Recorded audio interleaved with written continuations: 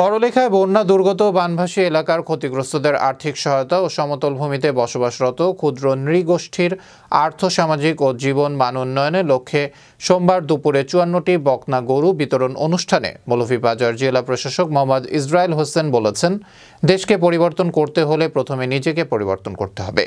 UNO Tahmina আক্তারের সভাপতিত্বে উপজেলা কৃষি সম্প্রসারণ কর্মকর্তা এস.এম. রাশেদুজ্জামান বিন হাফেজের সঞ্চালনায় উপজেলা পরিষদ মিলনায়তনে অনুষ্ঠিত সভায় উপস্থিত ছিলেন সহকারী কমিশনার ভূমি মোহাম্মদ আসলাম সারওয়ার, উপজেলা কৃষি অফিসার মনোয়ার হোসেন, প্রেস ক্লাবের সভাপতি আনোয়ারুল, প্রেস ক্লাবের সাধারণ সম্পাদক আব্দুর রব, বাংলাদেশ মফস্বল সাংবাদিক সোসাইটির সাধারণ সম্পাদক রুয়েল কামাল, উপজেলা প্রাণী সম্পদ কর্মকর্তা ডাক্তার আমিনুল ইসলাম, উপজেলা সমাজসেবা অফিসার সাইফুল ইসলাম, উপজেলা নির্বাচন অফিসার হাফিজুর রহমান, উপজেলা সহকারী জনস্বাস্থ্য প্রকৌশলী মঈনুদ্দিন, উপজেলা ডেইরি অ্যাসোসিয়েশনের সভাপতি ইমতিয়াজ আহমেদ চৌধুরী, আরাফাত সহ আরও অনেকেই উপস্থিত ছিলেন।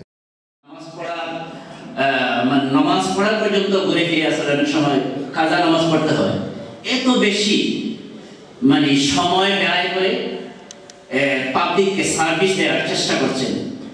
এই বৈষম্য বিরোধী আন্দোলনের পর থেকে এখানে শুধু একটা গোষ্ঠী সাহায্য পাচ্ছে না, সকল শ্রেণীর মানুষ, সকল যারা কৃষির সাথে সম্পৃক্ত সকলে সাহায্য পাচ্ছে। আগে তালিকা হতো শুধু একটা গোষ্ঠীর তালিকা হতো, ওই তালিকায় শুধু ওরা সুবিধা পাইত। এখন কিন্তু সবাই সুবিধা পায় এবং এখানে প্রায় ৮০% মানুষ এই বাংলাদেশে কৃষির উপরে নির্ভরশীল। অর্থনীতি চাঙ্গা করতে এই কৃষির উপর নির্ভরশীল। অর্থনৈতিক উন্নয়নে আমরা যদিও এই বড়লেখা উপজেলা এই কৃষির ক্ষেত্রে অনেকটা পিছিয়ে আছি। আমরা এখনো কানাইঘাট থেকে শাস্তাগঞ্জ থেকে সবজি কিনে আনতে হয়, অথচ সরকার সব ধরনের সহযোগিতা দেওয়ার জন্য সব সময় প্রস্তুত ছিল। এবং এরপর থেকে আমি এই পর্যন্ত যতটা প্রোগ্রামে এসেছি দেখছি অত্যন্ত স্বচ্ছতার মধ্য দিয়ে কৃষক ভাইদেরকে উদ্বুদ্ধ করার জন্য আমরা প্রত্যেকটি উপকারভোগী নির্বাচন করেছি। এবং আমি এতটুকু তৃপ্তি নিয়ে এখান থেকে যাব যে আমাদের যত উপকারভোগী আছেন কেউ বলতে পারবে না যে সমাজসেবা কার্যালয়ে কোনো সেবা পেতে বা কোনো ভাতা পেতে কারো কোনো টাকা দিতে হয়েছে বা কেউ কোনো দুর্নীতির শিকার হয়েছেন, প্রতারণার শিকার হয়েছেন, কেউ আসলে এই ধরনের অভিযোগ করার ওই ধরনের মতো কোনো ঘটনা বিতরণ হবে, সেগুলি একটু উপস্থাপন করছি। আপনারা জানেন যে বাংলাদেশ সরকার একটি বৈষম্যহীন দেশ গড়তে এবং একটি অন্তর্বর্তীমূলক উন্নয়ন যেটা হয় সেই লক্ষ্যে কাজ করে যাচ্ছে। তারই প্রয়াস হিসেবে ক্ষুদ্র নৃগোষ্ঠী যারা আছেন তাদের পরিবার এবং শিক্ষার্থী যারা আছেন তাদের মাঝে আমাদের বাংলাদেশ সমাজ কল্যাণ পরিষদের অর্থায়নে প্রতি বছরই আর্থিক অনুদান এবং শিক্ষাবৃত্তি দেওয়া হয়। তারই অংশ হিসেবে আজকে আমাদের জেলা সমাজ কল্যাণ কমিটি হতে প্রাপ্ত বরাদ্দ দ্বারা ক্ষুদ্র নৃগোষ্ঠীভুক্ত পরিবারের মাঝে আর্থিক অনুদান বিতরণ করা হবে।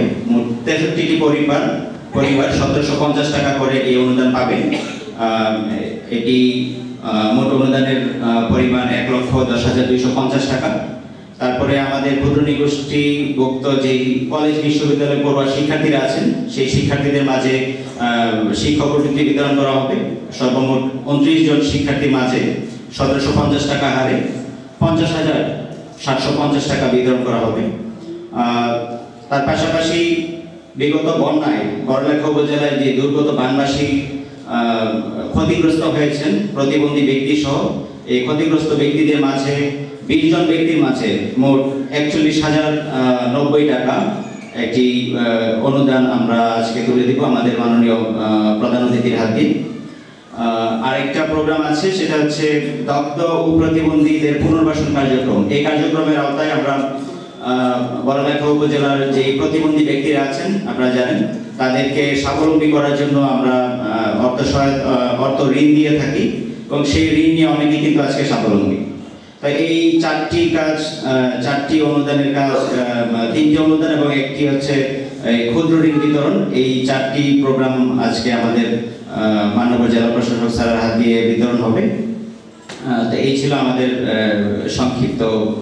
প্রত্যেকটা জায়গা আপনাকে কি করতে হবে?